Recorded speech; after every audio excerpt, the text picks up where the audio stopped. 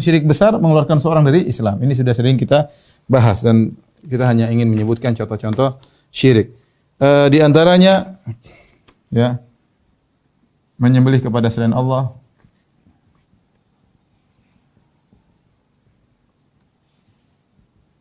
Sering misalnya menyembelih kepada jin ya, menyembelih kepada jin, dan ini sering dilakukan oleh sebagian masyarakat ketika mereka ingin bangun jembatan. Terkadang mereka menyembelih atau menanam kepala kerbau atau kepala kambing di sungai, atau mereka ingin bangun rumah, mereka potong kepala kerbau kemudian mereka tanam di bawah rumah. Saya pernah lihat sendiri, mereka ingin bangun rumah, mereka menyembelih, waktu yang saya lihat itu ayam hitam ya, kemudian darahnya ditumpahkan di tanah. Ini semua adalah menyembelih kepada selain Allah, dan inilah syirik akbar ya. Kata Allah Subhanahu wa taala, "Qul inna sholati wa nusuki." Katakanlah salatku dan sembelihanku hanya untuk Allah Subhanahu wa taala. Kata Nabi sallallahu alaihi wasallam, "Man dzabah la'anallahu man dzabah li ghairillah." Allah melaknat orang yang menyembelih kepada selain Allah. Dan ini terkadang juga banyak terjadi di perdukunan. Dukun sering mempersyaratkan kalau ingin sembuh maka cari ayam ini, sembelih begini, dan untuk pengobatan lah macam-macam. Ini syirik menyembelih kepada selain Allah, dan dia bukan syirik kecil, dia syirik akbar ya. Yang berikutnya berdoa kepada selain Allah.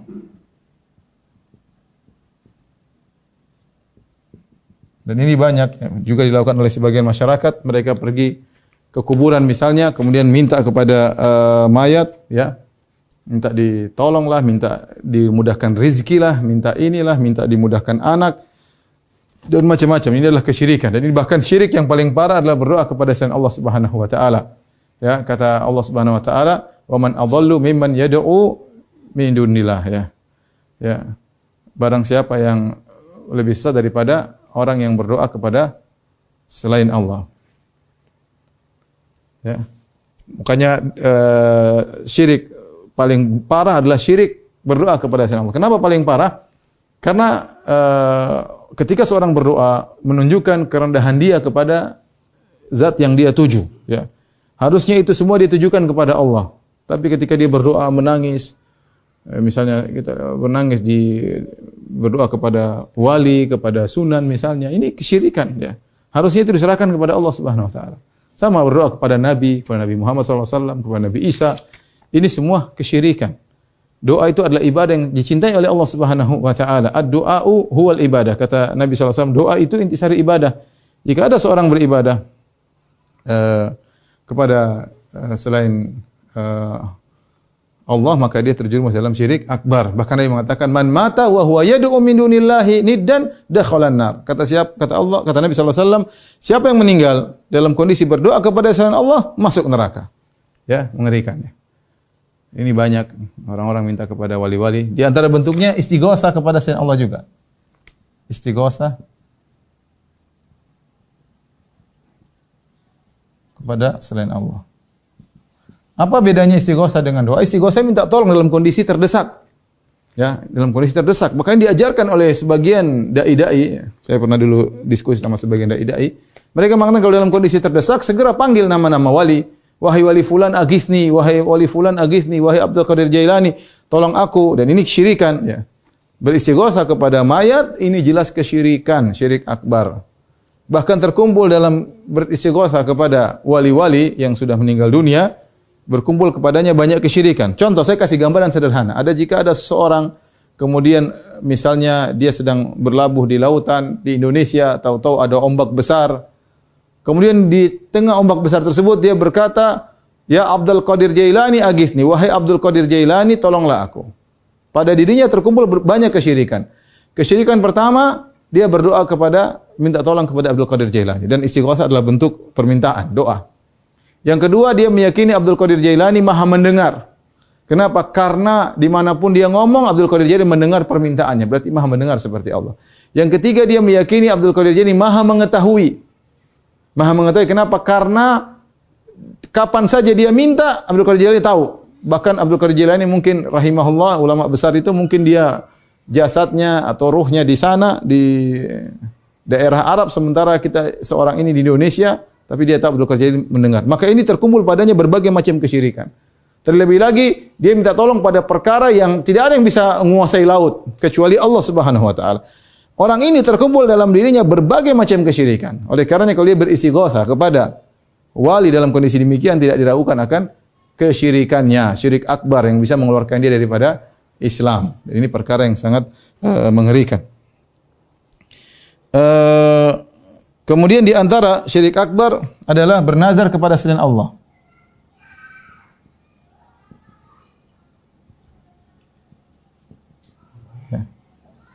Bernazar, nazar adalah ibadah.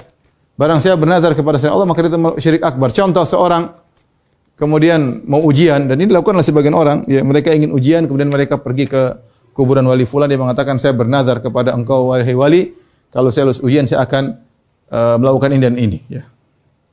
Ya, sampai ada dulu yang bernazar kalau dia lulus dia akan berjalan berapa kilo. Bernazarnya kepada bukan kepada Allah, kepada wali.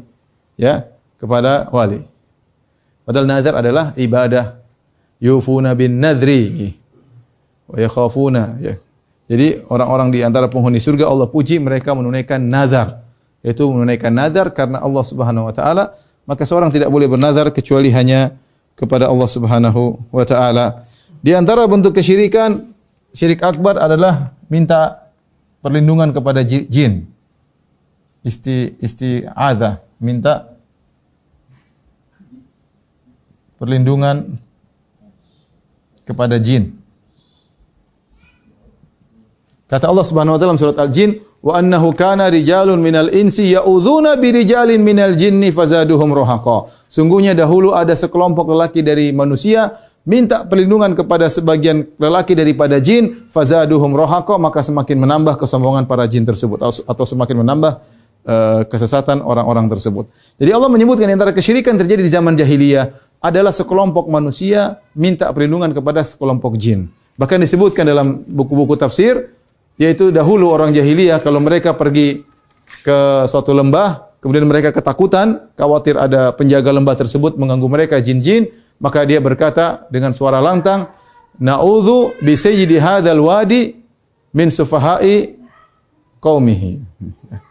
Aku berlindung kepada minta perlindungan bi sayyidi hadzal wadi kepada pemimpin lembah ini, maksudnya di kalangan jin, min sufahai qaumihi, dari gangguan anak buahnya. Bayangkan, ya. Habis itu dia tenang. Habis itu dia tentram, dia tenang. Kenapa? Karena jin sombong. Tuh manusia minta tolong sama saya. Anak buah jangan ganggu dia. Nah, tidak boleh. Ini syirik akbar. Iya benar, dia tenang, tidak diganggu. Dia minta tolong sama jin.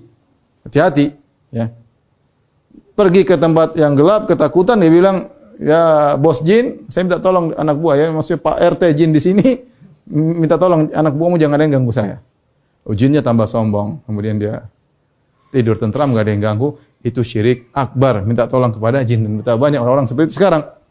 Minta tolong punya pertemanan dengan jin, apalagi ada mahar-maharnya, ada syarat-syaratnya, ya, mengerikan. Di antara syirik akbar berkaitan dengan tauhid uluhiyah adalah sihir. Kenapa sihir termasuk syirik akbar? Karena dalam sihir biasanya ada pertolongan kerjasama dengan jin. Ya. Ya ma'syaral jinni qad istamta'tum minal ins.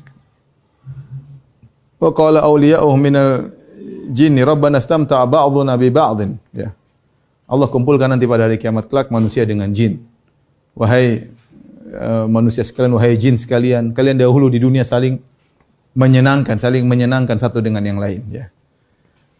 Jin senang karena manusia mengikuti keinginannya dengan kasih sajian dan yang lainnya. Manusia senang karena jin bantu, ya, dengan sihir dengan yang lainnya.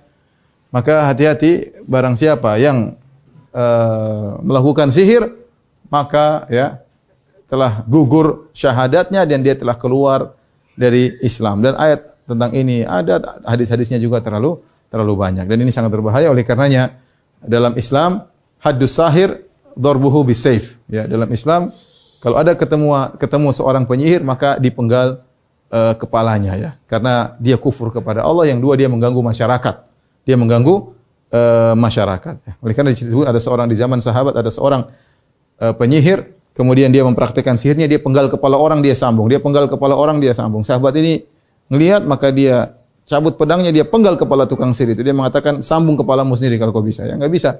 Maka matilah tukang sihir tersebut. Karenanya harusnya kita berharap pemerintah membuat undang-undang tentang para penyihir. Karena banyak orang terganggu dengan sihir dan dukun. Ya, karena mereka mengganggu rumah tangga orang. Terkadang seorang jadi suudzon kepada orang lain. Terkadang seorang nyantet orang lain. Harusnya ada hukumnya karena ini kadang sampai mati terkadang tidak kelihatan tapi sihir. Oleh karena orang seperti ini harusnya ditangkapin karena mengganggu kenyamanan masyarakat. Selain mengajarkan kesyirikan juga mengganggu kenyamanan apa? Masyarakat ya.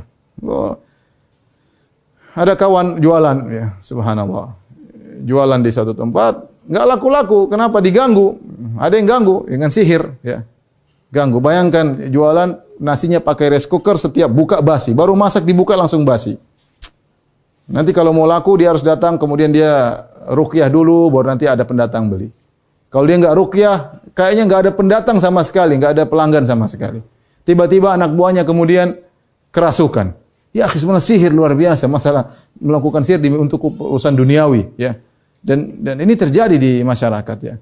Oleh karenanya sihir ini kalau ada tukang sihir harusnya dipenggal kepalanya, ya. Karena telah membuat keresahan di masyarakat dan sangat berbahaya, ya. Sangat berbahaya dukun dan tukang sihir. Bukan malah tukang sihir dan dukun dibangga-banggakan, dihormati oleh masyarakat. Ini kebalik, ya. Kebalik, harusnya ditangkapin kemudian kalau paling tidak dipenjarakan, kalau tidak dipenggal kepalanya ya.